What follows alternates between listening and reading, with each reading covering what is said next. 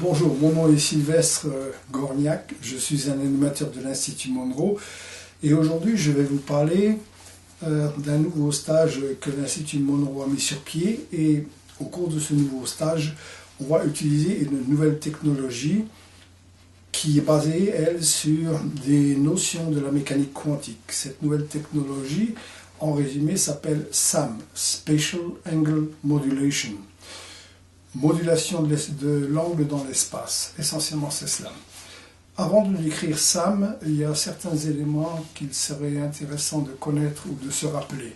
Le premier, c'est que M. Monroe, c'est un individu un ingénieur du son, qui tout d'un coup fait un voyage hors du corps, spontanément. Il continue de faire des voyages hors du corps. Il écrit des livres au sujet de ses expériences vécues. Le premier livre, c'est Voyage hors du corps. Deuxième livre, Fantastique expérience de voyage astral. Le troisième n'a pas été traduit. Il s'appelle Ultimate Journey. Lorsqu'il a fait ses expériences hors du corps, étant ingénieur du son, il s'est dit « Oh, 2 secondes, ça m'est arrivé une fois, ça risque d'arriver une deuxième fois. » C'est ce qui lui est arrivé. Il doit y avoir une valeur à ça. Donc, au lieu de jeter tout ça à la poubelle, il s'est dit « On va faire quelque chose avec. » Finalement, il a fait quelque chose avec et il permet maintenant, avec la technologie qu'il a développée, il permet à des gens comme vous et moi d'expérimenter ce que lui a vécu de façon plus ou moins spontanée. La technologie en question s'appelle le procédé HemiSync, Hemispheric Synchronization. Ça consiste essentiellement à utiliser des sons pour faire en sorte que les deux hémisphères du cerveau produisent le même nombre d'impulsions électriques à la même amplitude et se synchronisent, ce qui crée un état hautement cohérent, centré, unifié. C'est un état que des gens atteignent après bien des années de méditation. Et en peu de temps, on peut faire sensiblement la même chose. Voilà, c'est comme si tout d'un coup, tu as maintenant un cerveau qui, au lieu d'être deux ampoules, deux hémisphères qui émettent des impulsions électriques dans tous les sens, tu te retrouves maintenant avec un rayon laser. Voilà. Voilà. Et maintenant, je vais décrire certains éléments de la mécanique quantique pour mieux comprendre la technologie SAM et qu'est-ce qu'il est possible de faire avec. Première des choses, certaines citations pour vous montrer que j'ai fait mes petits devoirs. Tesla, Nikola Tesla. Le jour où la science commencera à étudier les phénomènes non physiques, elle fera plus de progrès en 10 ans qu'elle n'en a fait au cours de toutes les précédentes centaines d'années de son existence. La mécanique quantique. Niels Bohr, un des pères de la mécanique quantique. Si la mécanique quantique ne vous a pas profondément choqué, ébranlé, secoué, vous ne l'avez pas encore comprise. La mécanique quantique nous dit aussi maintenant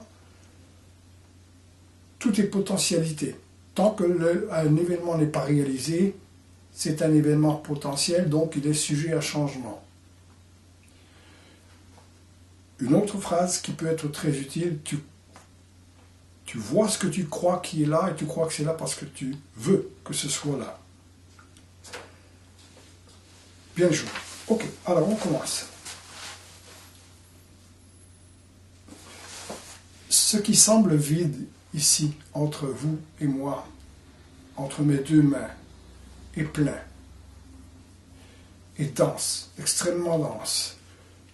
Quelqu'un, un monsieur Nassim Haramein et d'autres scientifiques sont en train de nous dire tout ce que l'on perçoit dans notre réalité ou tout ce que nos appareils nous permettent de percevoir dans l'univers se résume à peu de choses. C'est essentiellement du vide et dans ce vide, il y a un pourcentage infinitésimal que l'on appelle la matière.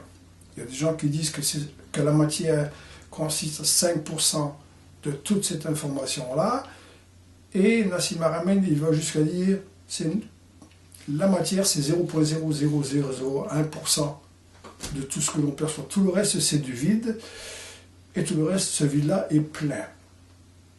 la densité de ce vide qui est là entre vous et moi est presque 2 fois plus forte, plus lourde que la densité de la matière elle-même.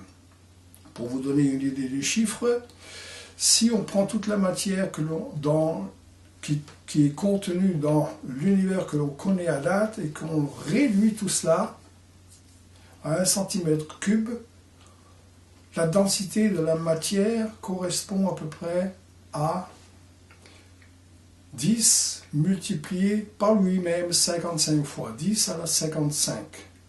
La densité du vide qui est là entre vous et moi, 10 à la 94. Donc presque le double. La densité de ce vide apparent est presque 2 fois plus forte que la densité de la matière.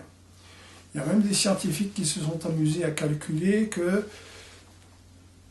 l'énergie qui est dans cette densité, dans ce vide qui est dans le creux de ma main là en ce moment, pourrait faire bouillir les océans. C'est énorme. Et elle est là, autour de nous, et on s'en sert déjà sans trop s'en rendre compte. Alors, la matière, sérieusement à remettre en question. Lorsque j'écoutais cette vidéo de M. Nassim, et je l'entends demander « Qui êtes-vous lorsque vous êtes l'espace, le vide ?» J'ai sauté au plafond, j'ai dit « Monroe ». Pourquoi? Parce que tout d'un coup, je me suis rendu compte que depuis des années, qu'est-ce que fait Monroe? Il demande 2 choses. 1, accepter la possibilité que vous soyez plus que votre corps physique. 2, il dit, trouve tes réponses toi-même.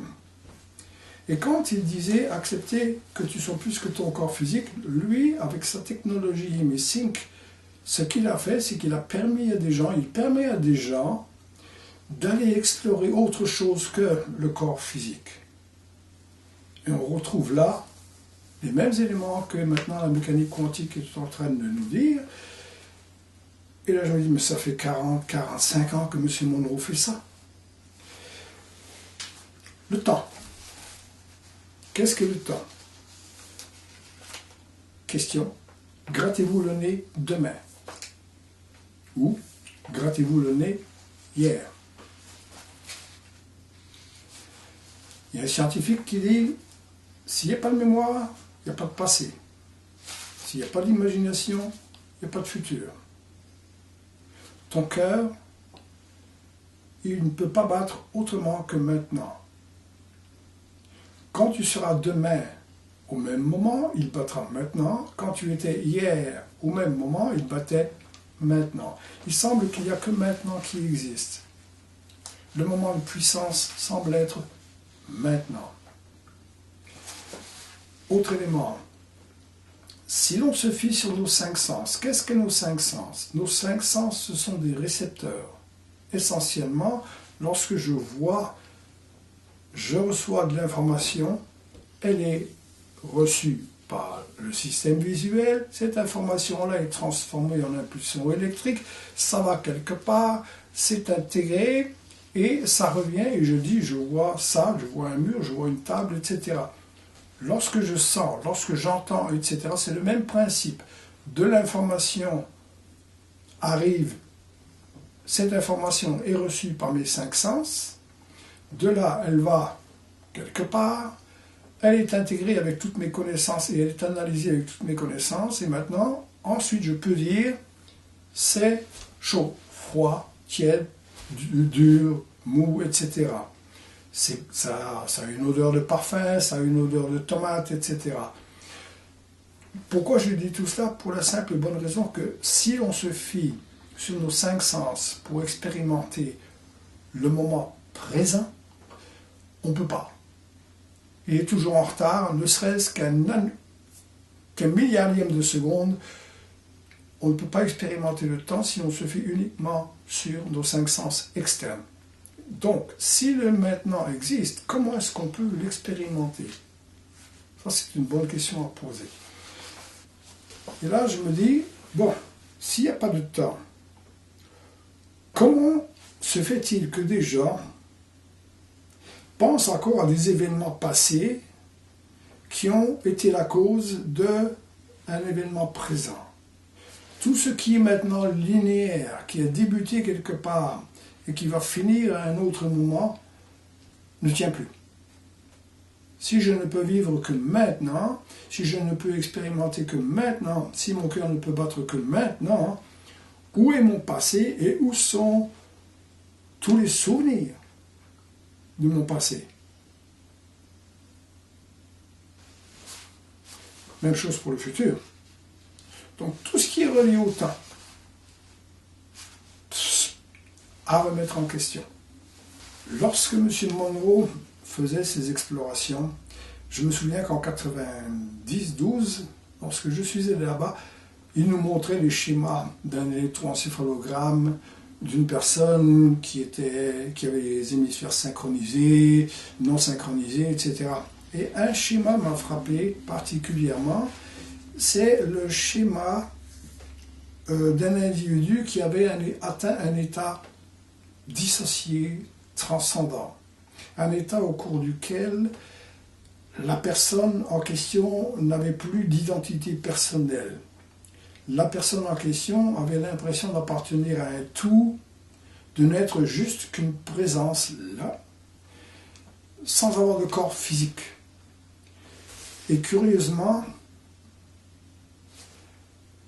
pendant que cette personne était dans cet état transcendant, dissocié, etc., qu'elle avait l'impression de ne plus avoir de corps physique, une des particularités, c'est que cette personne-là, le cerveau de cette personne-là produisait des fréquences gamma, des impulsions électriques gamma, c'est-à-dire de 35 à au-delà 40 cycles à la seconde. Ça semblait être une caractéristique du fait que cette énergie, cet individu était là, il y avait juste lui. Plus d'identité, il y avait juste l'impression d'appartenir à un tout. Et à ce moment-là, des fréquences gamma surgissaient. Et, curieusement, l'amplitude de ces impulsions électriques était très forte. Et boum, synchronisation des deux hémisphères du cerveau. Là, on commence à comprendre comment il se fait que des gens qui méditent pendant longtemps atteignent cet état. Ils restent là, ils peuvent rester là pendant un bon bout de temps. Et ils n'ont plus rien à faire. Ça, ce sera une autre question. Maintenant, se pourrait-il, avant d'aller plus loin, maintenant, comment se fait-il que je perçoive le temps de façon normale? Les scientifiques sont en train de réaliser une chose intéressante, entre autres. C'est que dans chaque cellule, on a ce qu'on appelle des microtubules. Les microtubules, vous pourriez imaginer que ce soit un peu comme une charpente, sur laquelle s'installent tous les ingrédients, tous les éléments qui vont faire une cellule musculaire, osseuse, nerveuse. Et les microtubules du système nerveux vibrent à une fréquence précise. Et cette fréquence précise-là me donne une idée de ce qu'est le temps normal. Et devinez quelle fréquence précise ces microtubules, à quelle fréquence précise ces microtubules vibrent pour me donner une idée du temps normal. Gamma, 40 cycles à la seconde. Donc, si j'influence la fréquence, la vibration de ces microtubules, je peux influencer mon concept du temps.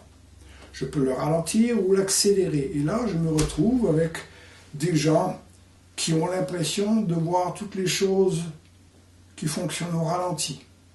Comme c'est Michael Jordan qui, en jouant au basketball, voyait très bien au ralenti le mouvement, le déplacement de toute l'équipe qui était là, et il pouvait presque faire ce qu'il voulait parce qu'il était dissocié de cette idée du temps normal et il pouvait presque anticiper certains mouvements, etc. Et l'inverse aussi.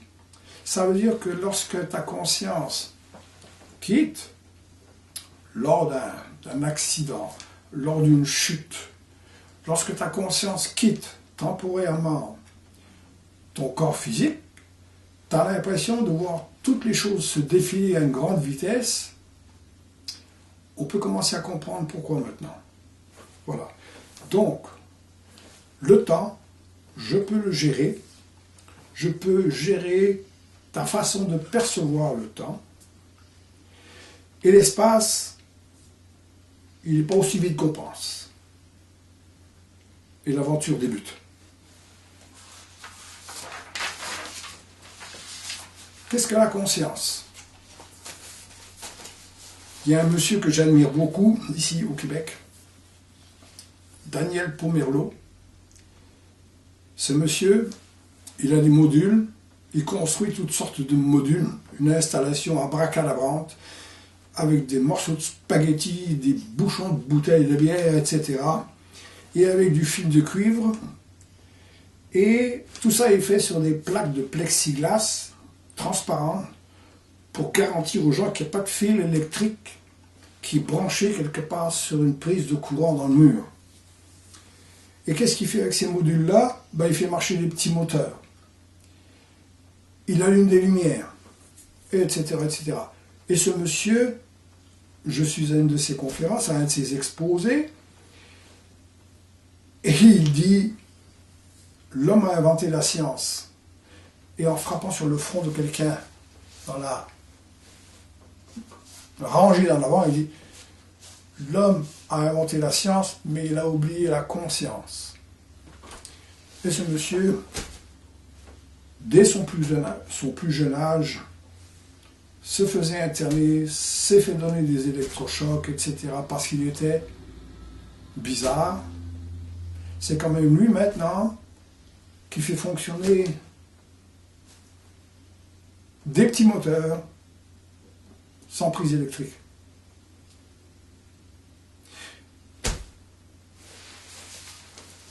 Autre concept. Là, j'ai certaines citations qui seraient peut-être utiles. Tu oublies que la conscience, c'est le seul mode d'expression qui soit.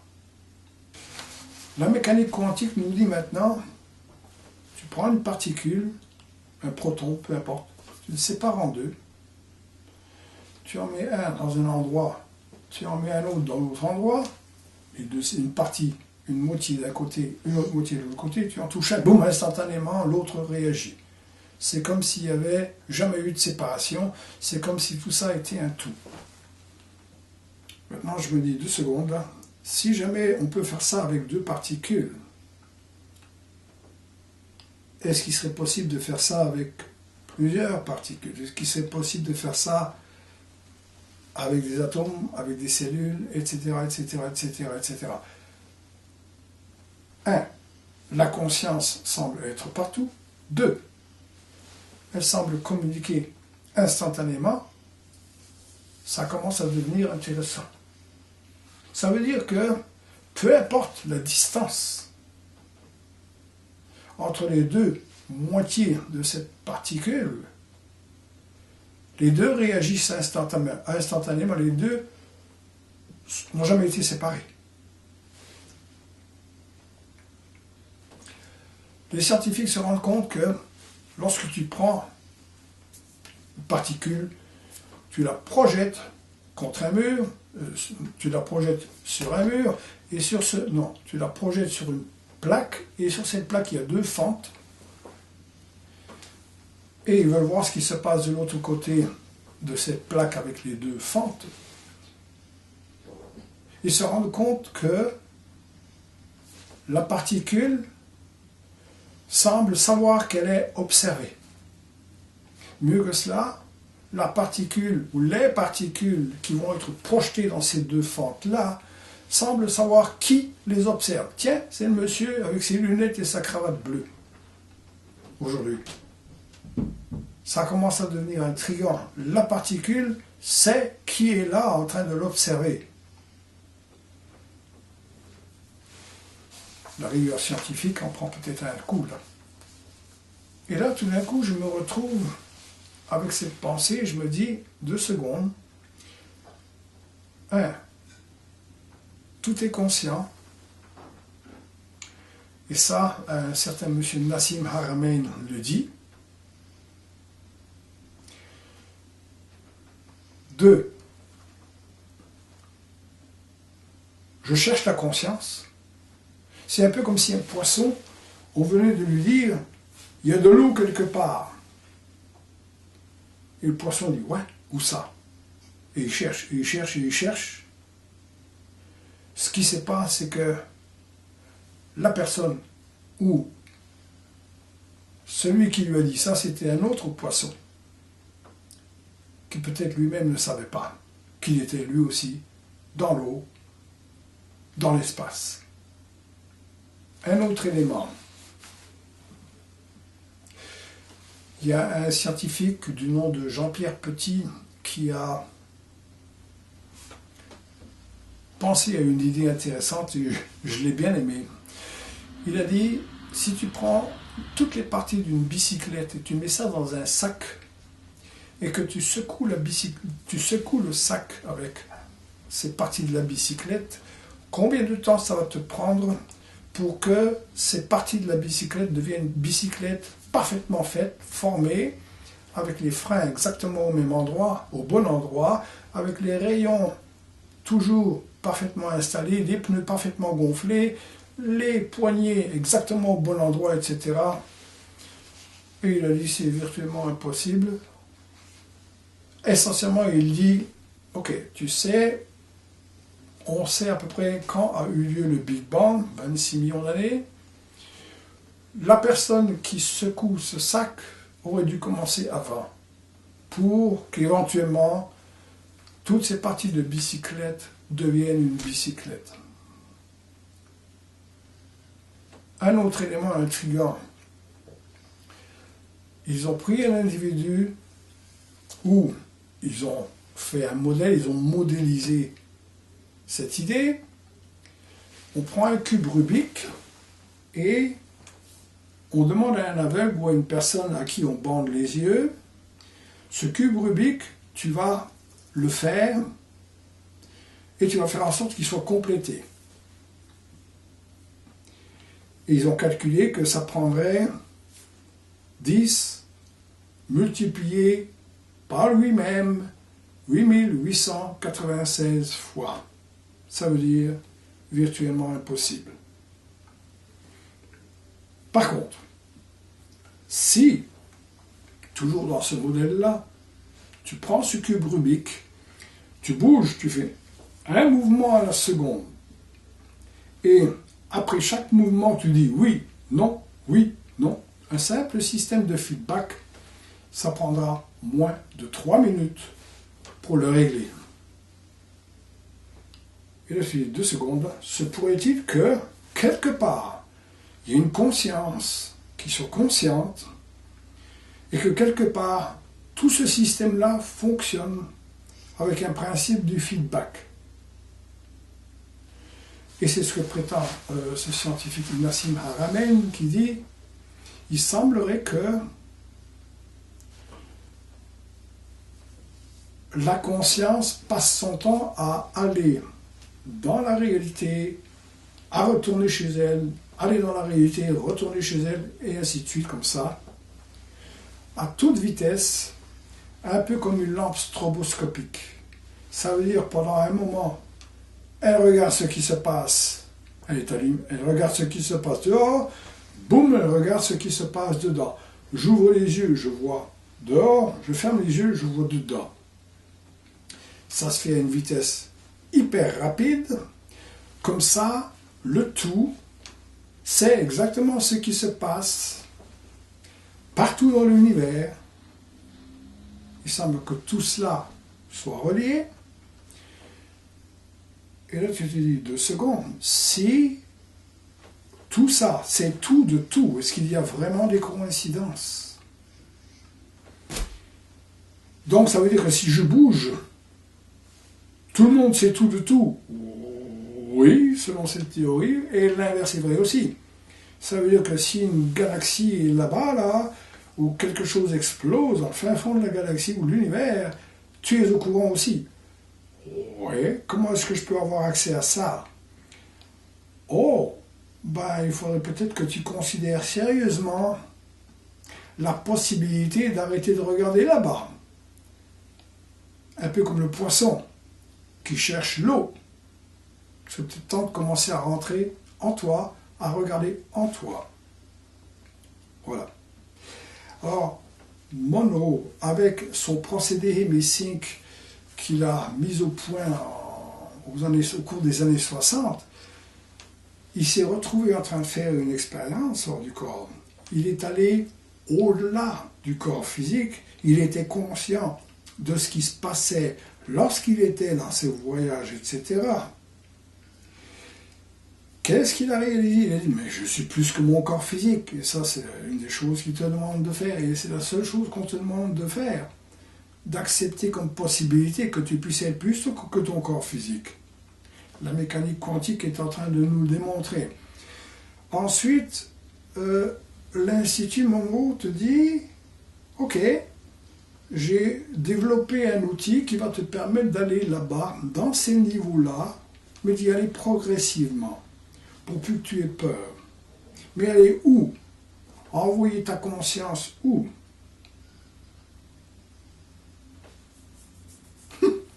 Là où elle est déjà.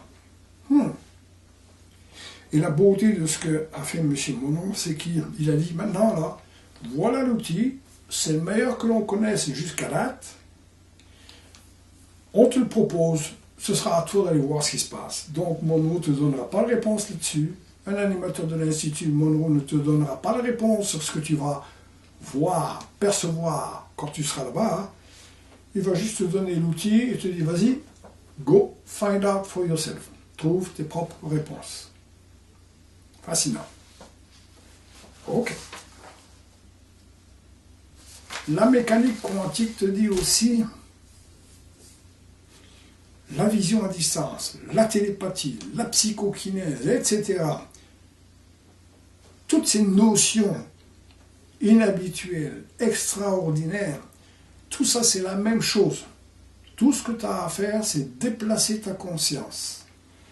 Déplacer ta conscience de où à où? Ça, c'est la question. Et maintenant, on se dit, je me dis, ok, il y a une image qui commence à surgir là. Étant donné que je suis dehors, je vais d'abord voir à l'extérieur, et tout d'un coup, la mécanique quantique te dit, tout ce que tu as à faire, va pas là, va là, va là et va là. C'est la même chose, c'est tout. Ça devient une question d'intention. Tu veux faire de la psychokinèse, boum, voilà. Tu veux faire de la vision à distance, boum, voilà. Tu veux faire un voyage hors du corps, boum, va ici, etc. Et ça, c'est la mécanique quantique qui te le dit, là. C'est pas du pipeau. Fascinant. Ok. Là, on en arrive directement à cet élément, cette différence entre SAM, la technologie SAM et la technologie Hemi-Sync. Je vais utiliser l'analogie d'une bibliothèque. Tu rentres dans une bibliothèque et dans cette bibliothèque il y a des livres, on va se limiter aux livres, on oublie les vidéos, on oublie les disques, etc. Des livres pleins, des étagères jusqu'en haut, tout autour de toi, etc., etc. Et quand on s'est associé, quand on s'est identifié à une réalité physique terrestre, c'est comme si tout d'un coup on disait, bon, je vais lire ce livre-là. Ce livre-là, c'est ma vie que je vis en ce moment. Je suis né à la page 1 et je vais quitter cette réalité-là à la page 100. Je lis ce bouquin-là, et tant et aussi longtemps que je lis ce bouquin-là, j'oublie que je suis aussi au milieu de toute la bibliothèque avec tous les bouquins. Une fois cette vie-là, une fois ce livre-là lu, je passe au livre suivant. Ou, avant de lire ce livre-ci, j'ai lu les livres précédents. C'est ce qu'on appellera les vies antérieures. Et les livres suivants, c'est ce qu'on appellera les vies futures. Tout cela ne fonctionne que si je suis focalisé sur un seul livre. Donc maintenant, lorsqu'on vit un stage et qu'on utilise la technologie EmiSync, qu'est-ce que l'on fait? On dit, regarde, sors un peu de ton bouquin, éloigne-toi un petit peu et commence à questionner. Alors tu te retrouves avec, prenons le premier passage, Focus 10. Qu'est-ce que c'est? L'état Focus 10, le corps endormi. Dors, esprit éveillé, reste conscient. Focus 12, conscience élargie. Là, tu commences à sortir de ton bouquin. Et tu regardes autour de toi et tu dis, wow, il y a quelque chose là. Focus 15, l'intemporel. Donc, plus de passé, plus de futur, plus d'étagère. Focus 21, tu commences à accéder à des énergies conscientes, mais qui ne sont pas physiques comme tu l'entends, comme tu le conçois. C'est rien que le premier stage. Voilà, ok.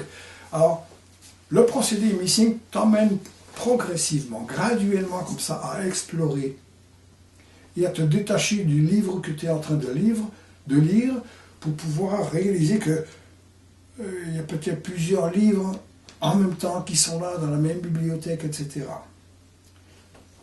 Avec la technologie SAM, où tu es en train de te focaliser dans le livre que tu lis en ce moment, dans la réalité que tu vis, ou pam, tu as accès à toute l'information instantanément, c'est-à-dire toutes les vies, à différents niveaux de vibration.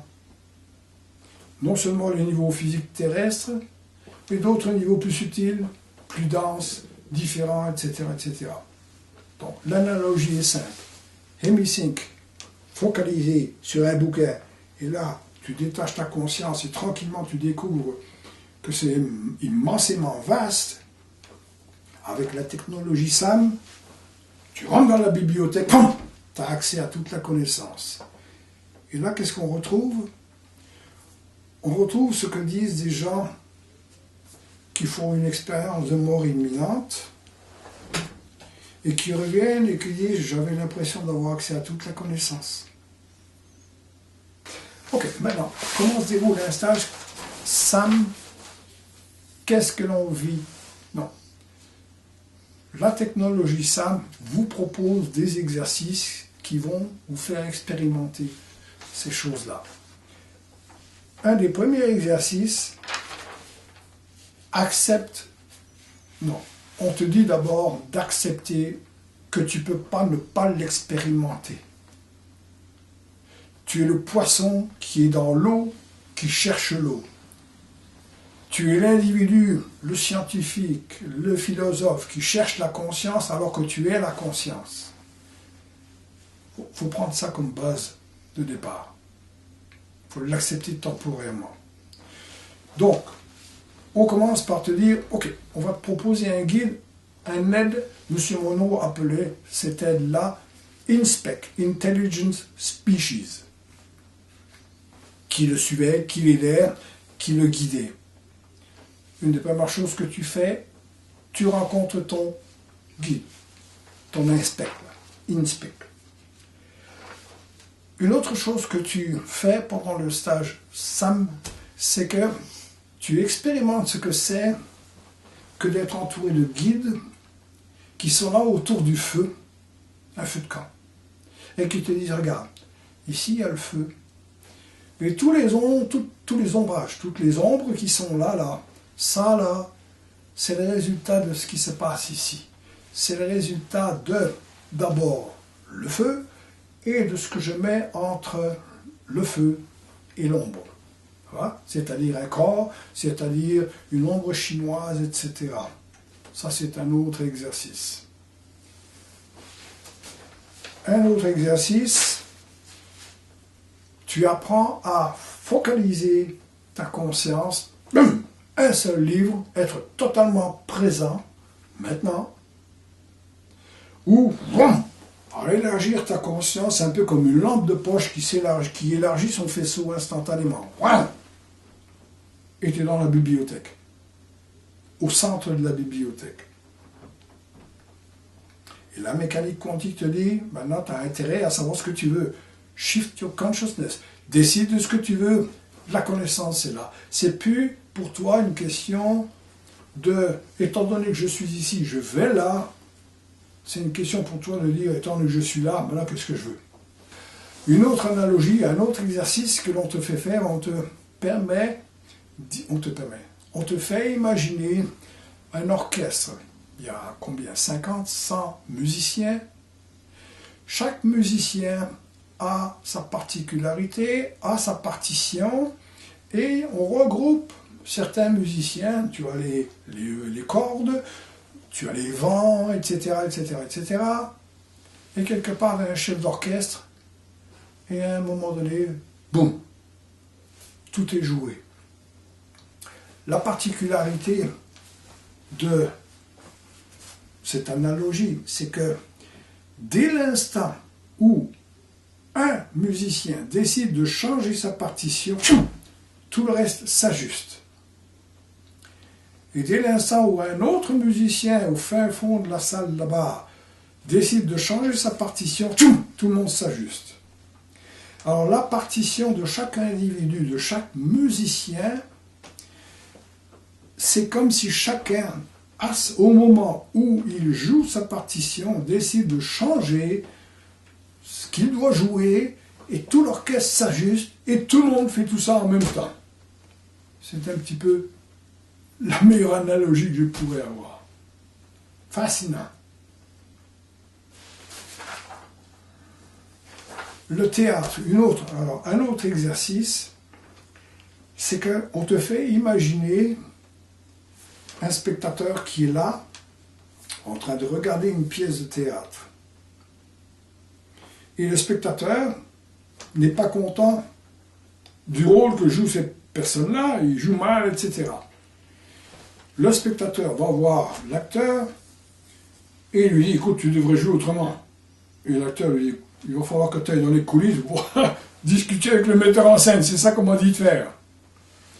Tu vas voir le metteur en scène, hey, c'est pas ça que j'aimerais, moi, là.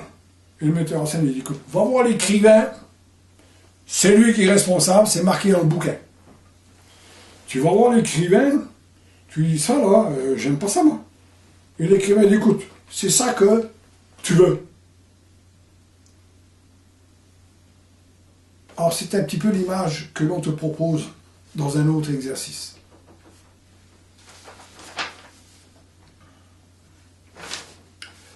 Un autre exercice consiste à faire de la vie en distance. On te dit, fixe-toi un objectif, une date, une ancienne vie, une autre dimension, etc. Go! Vas-y. Rappelez-vous, tout ce que tu as à faire, c'est déplacer ta conscience. Tout est conscient. Il n'y a pas de temps. Il n'y a pas de temps. Ton cœur ne peut pas battre demain, ni hier. La meilleure des diètes possibles. Essaye de manger. Tu n'y arriveras pas. Ou mange demain. Tu n'y arriveras pas. Mange hier, tu n'y arriveras pas. Mange maintenant, c'est possible. Même chose pour la pensée. Tu ne peux pas penser demain ni hier. Tu peux penser au sujet de demain ou à propos d'hier. Mais tu y penses maintenant. Ok. Ensuite, dans les voyages de M. de Monod, il a identifié ce qu'il appelait local 1, local 2, local 3. On a une boule terrestre qui est là.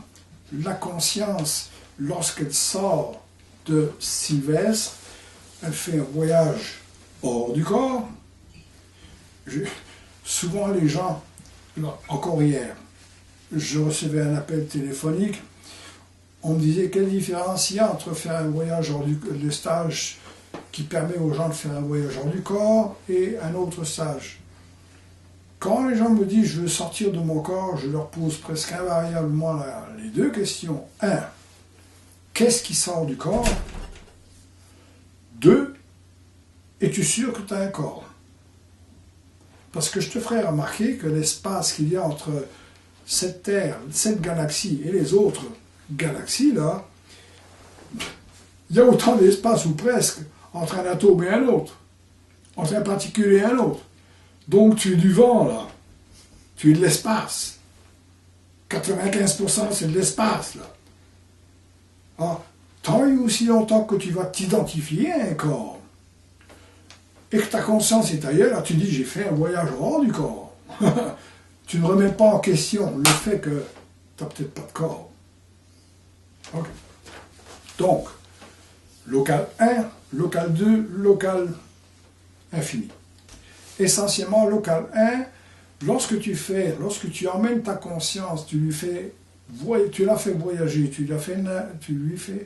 fait voyager autour de la Terre, en Chine, etc., sur la Lune et tout ça, c'est local 1, c'est la banlieue proche.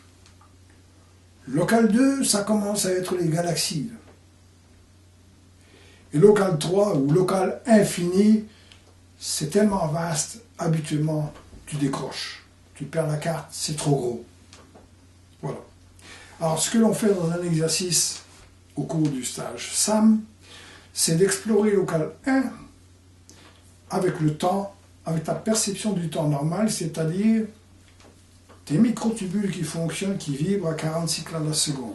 Ensuite, on te dit, maintenant reste là, et on va ralentir ta perception du temps, toujours à local 1. On va accélérer ta perception du temps, toujours à local 1. Et ensuite, on te fait aller à local 2. Même scénario, saute de local 1 à local 2, etc. Et ensuite, local infini, ben, tu vas jusqu'où tu veux, jusqu'où tu es capable d'aller. Toujours en s'amusant avec le concept du temps que tu peux changer comme ça. Il y a quelque chose de fascinant qui arrive là. C'est que si je pars d'un point de départ A et que j'explore ces niveaux-là, disons à l'extérieur, je me rends compte que c'est ma conscience qui se balade. Je me rends compte que j'explore un espace apparemment vide, mais qui est hyper plein et très dense. Que même mon corps est fait de ce même espace. Ouf. Donc, avec Hemisync, 10, 12, 15, 21, etc., etc., tu vas progressivement explorer ces niveaux-là, et à force d'y aller, ça devient des états normaux. Avec Sam, reprenons l'analogie de la bibliothèque, tu es ici en train de lire le livre de ta vie, et avec Sam, bam, tu es ici et tu observes le bouquin que tu veux. Ta perspective maintenant part d'ici et regarde la réalité à partir de là. Alors, quand on nous dit, tout est conscient, l'espace qui est là est plus dense que la matière,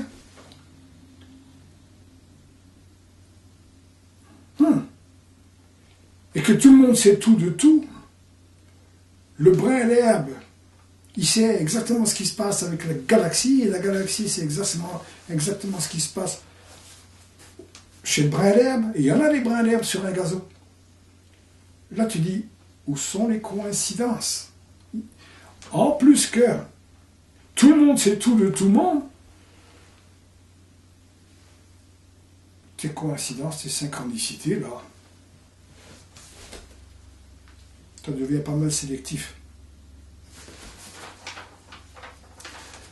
Avec Sam, une autre analogie,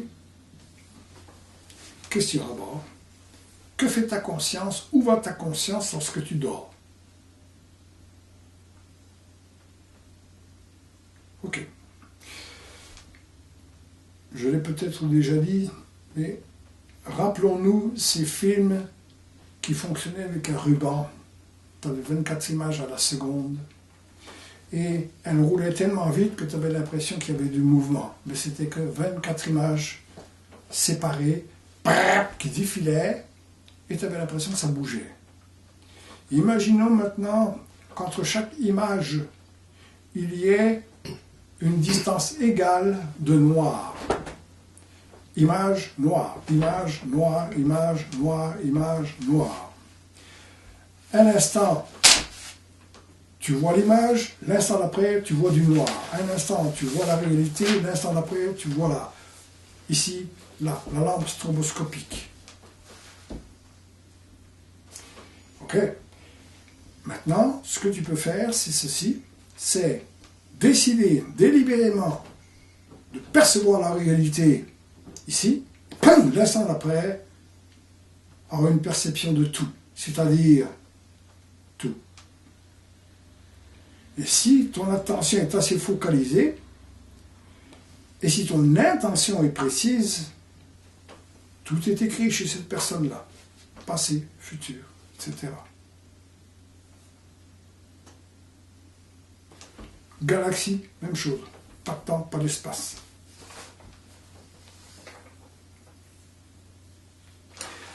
Avec HemiSync, deux sons, on envoyait deux sons différents, un dans chacune des oreilles, ça provoquait a frequency following response, un effet d'entraînement, ce qui faisait en sorte que les deux hémisphères du cerveau se synchronisaient, fonctionnaient ensemble et produisaient les mêmes impulsions électriques et ça créait un cerveau unifié. C'est comme si tout d'un coup il y avait plus de connexions neuronales entre les deux hémisphères, donc bon, ça fait ça. Plus souvent tu le fais, plus ça devient normal. Et plus facilement tu peux rester longtemps dans cet état-là. Avec la technologie SAM, on utilise encore les sons, mais cette fois, on utilise des sons bien précis, bien choisis, pour créer une espèce de surcharge. Une espèce de surcharge qui va faire en sorte que le cerveau, les neurones, etc., ne sont pas capables de suivre. Comment on fait ça? Tu envoies un son, tu le fais rebondir comme ça, et tu l'envoies à partir d'ici pour cibler une partie de ton cerveau. Tu en envoies un autre qui fait ça à partir d'un autre point de départ, ça cible un autre endroit dans le cerveau, tu en envoies plusieurs dans tous les sens, et tu as l'impression d'être, dès que tu entends ça, POUM! Étant donné que le cerveau, les neurones sont surchargés, tu es dans tout. Tu es dans rien. Je n'en sais pas plus que ça. Ça me suffit, je l'ai expérimenté, je sais ce que ça fait. Voilà, alors essentiellement, c'est quelque chose d'assez intriguant. Et pour l'avoir déjà fait expérimenter à des participants, je me suis rendu compte que les gens, souvent, sont habitués à percevoir quelque chose de vaste et d'immense qui semble, où il semble aller, dans lequel il semble aller, atteindre. Alors qu'avec SAM, maintenant, c'est en intérieur. C'est-à-dire que tu plonges directement à l'intérieur de toi, et là on se retrouve devant ce que disent les maîtres depuis longtemps. Tout est à l'intérieur. Et là on se retrouve avec ce que disent des gens comme Nassim Haramein. On ne voit pas dehors. La moindre particule sait exactement ce qui se passe au fin fond de la galaxie, au fin fond des galaxies, au fin fond de l'univers. Tout est là. Tu n'as même pas besoin d'aller à Cap Canaveral pour te faire projeter là-bas. Tout est là. Alors, c'est faramineux, c'est fabuleux. Et les gens sont pas frustrés, perplexes. ils sont perplexes devant le fait qu'ils n'ont pas toujours l'impression, en écoutant les CD SAM, ils n'ont pas toujours l'impression de prendre de l'expansion. C'est plutôt l'inverse. Et on n'est pas habitué à ça. Voilà. Alors ça, c'est le nouveau stage qui a pour titre Conscient et présent, qui utilise la technologie SAM, Spatial Angle Modulation, modulation de l'angle dans l'espace. Voilà, merci.